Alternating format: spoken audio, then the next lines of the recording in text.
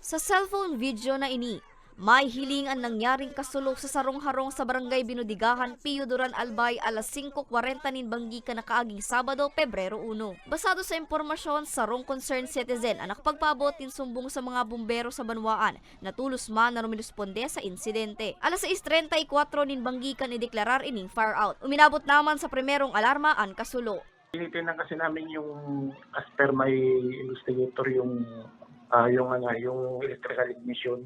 Meron yan ang anggulong tinitingnan namin. Papunta na andyan yung malakas na anggulo po. Dugang pa ni Marunilla gibos sa naman sa light materials an harong kaya marikas na luminakop an kalayo. Daima na nai-record na nagadan o nakulugan sa insidente. Alagad uminabot sa poko mas o menos 50,000 pesos ang winalat na danyos kaini. Bali first alarm po ma'am. Ang nangyari kasi ang bahay ni Mr.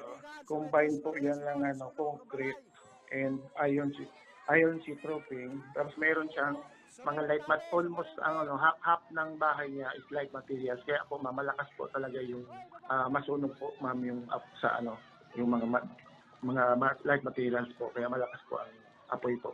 Sa ngunyan, blanco pa ang otoridad sa kung ano ang kausa kan kasulo.